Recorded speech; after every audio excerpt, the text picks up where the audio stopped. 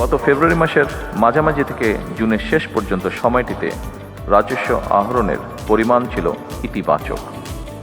এটি প্রমাণ করে আপনারা পারেন, আপনারাই পারেন এবং আপনারা অবশ্যই পারবেন ইনশাআল্লাহ।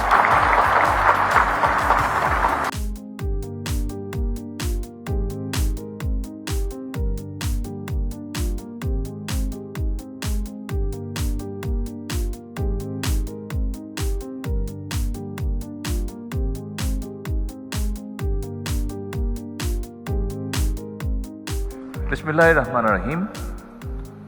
রাজস্ব সম্মেলন 2026 উপলক্ষে আয়োজিত এই অনুষ্ঠানের সম্মানিত সভাপতি,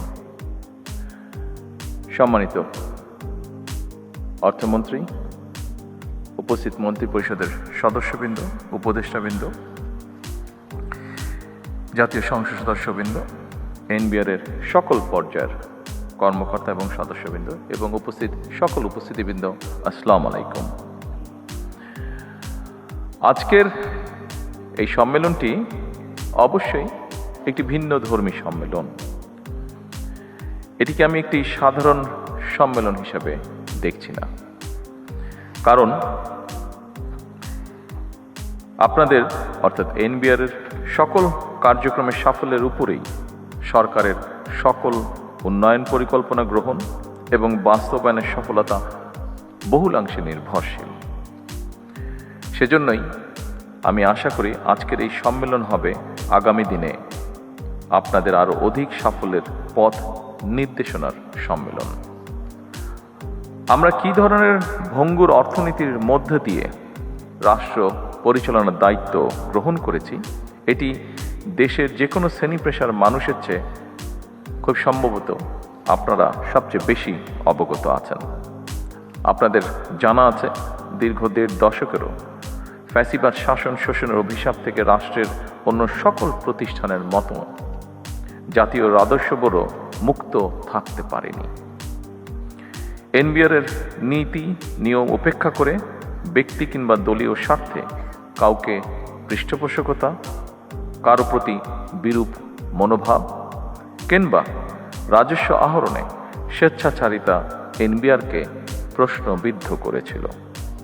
এনবিআর উপরে মানুষের আস্থা বিনষ্টের একটি অন্যতম কারণ ছিল এই বিষয়গুলো।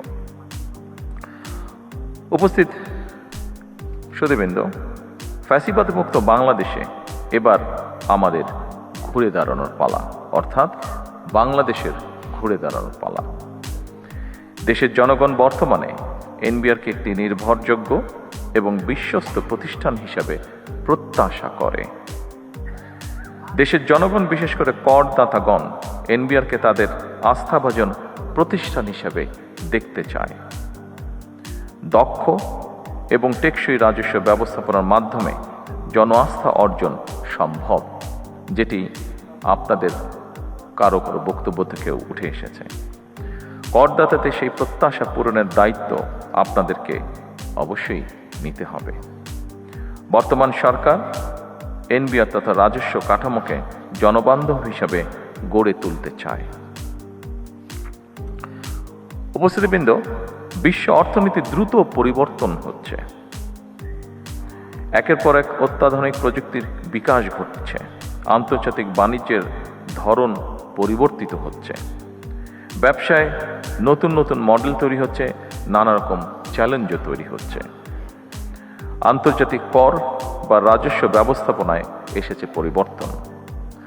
পরিবর্তিত বিশ্বের অর্থনৈতিক সমস্যা, সম্ভাবনা, সুবিধা এবং চ্যালেঞ্জ মোকাবেলায় রাজস্ব কর্মকর্তাদেরকে বহুমাত্রিক দক্ষতা অর্জন এখন সময় দেবে, যা কিনা আপনাদেরও বক্তব্যে ফুটে উঠেছে এখানে ওপেন ফ্লোরে আলোচনার সময়।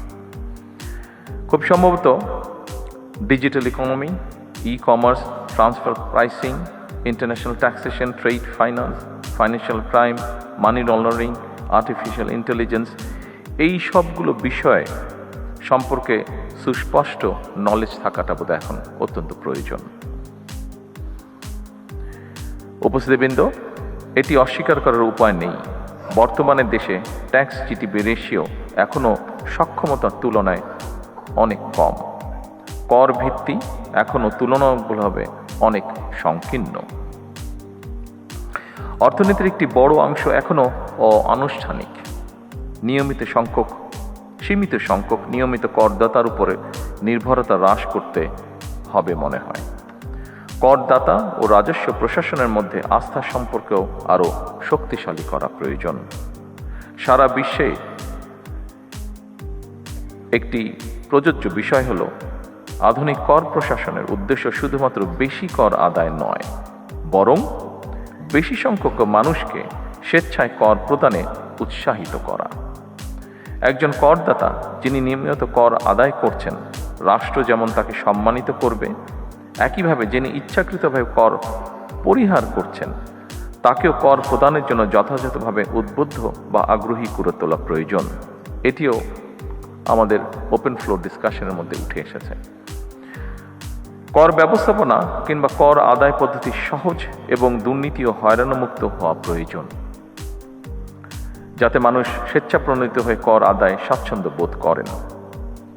আমার কাছে মনে হয়, একই করদাতার উপরে বারবার করের বোঝা না বাড়িয়ে রাজস্ব বৃদ্ধির নীতি টেকসই পদ্ধতি একই করদাতাদের ওপর বারবার করের বোঝা বাড়িয়ে রাজস্ব বৃদ্ধির নীতি খুব সম্ভবত টেকসই পদ্ধতি নয়, বরং কর প্রদানে সক্ষম ব্যক্তিদেরকে শনাক্ত করে তাদেরকে যথাযথ নিয়মে করের আওতায় আনার ব্যবস্থা করার কার্যক্রম উদ্যোগ গ্রহণ করা বোধহয় অত্যন্ত প্রয়োজন। এই জন্য ডিজিটালি আধুনিক ডাটা ভিত্তিক কর প্রশাসন গড়ে তোলার খুব সম্ভবত কোনো বিকল্প নেই। সম্মানিত উপস্থিতিবৃন্দ, ভ্যাট আধুনিক অর্থনীতির গুরুত্বপূর্ণ একটি রাজস্ব উৎস।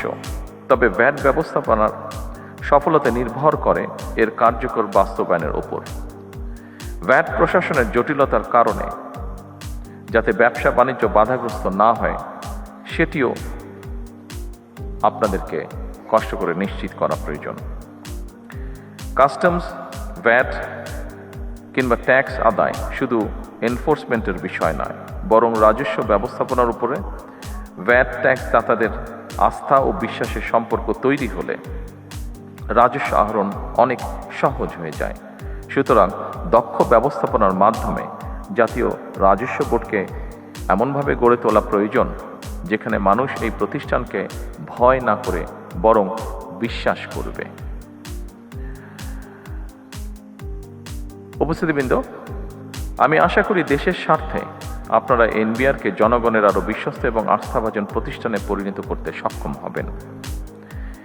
ব্যক্তি স্বার্থের চেয়ে প্রতিষ্ঠান তথা সবার আগে দেশের স্বার্থ রক্ষা করা প্রয়োজন। উপস্থিতিবৃন্দ, একটি বিষয় ওপেন ফ্লোর ডিসকাশনে একটি বিষয় উঠে এসেছে। আমাদের ইন্টারিম গভর্নমেন্টের সময় এই ডিপার্টমেন্টে একটি ঘটনা ঘটেছিল। ঘটনাটিকে আমরা দুঃখজনক ঘটনা বলে অভিহিত করতে চাই। আমি আগেই বলেছি, সরকার চায় সকলকে সাথে করে নিয়ে বাংলাদেশকে গড়ে তুলতে। প্রত্যেকটি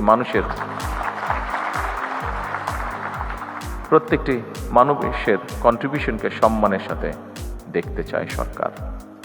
সমস্যা আছে, সমস্যা থাকবেই। আমরা আলোচনা করে ধীরে ধীরে সমস্যার সমাধান বের করার চেষ্টা করব।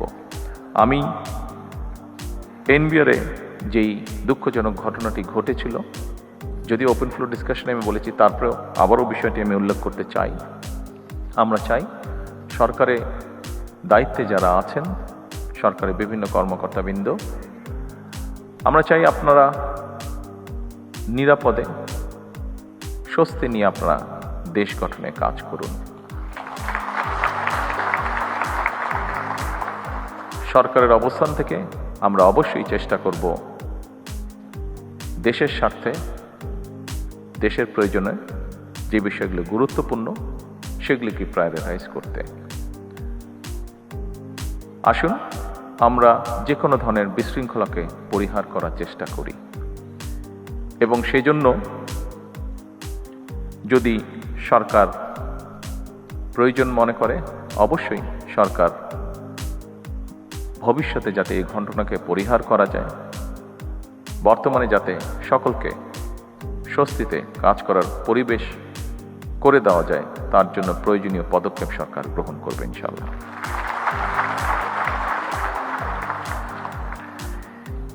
এবার একটি আশা, সম্ভাবনা এবং প্রত্যাশার কথা বলে আমার বক্তব্য শেষ করতে চাই। গত ফেব্রুয়ারি মাসের মাঝামাঝি থেকে জুনের শেষ পর্যন্ত সময়টিতে রাজস্ব আহরণের পরিমাণ ছিল ইতিবাচক। এটি প্রমাণ করে আপনারা পারেন, আপনারাই পারেন এবং আপনারা অবশ্যই পারবেন ইনশাআল্লাহ।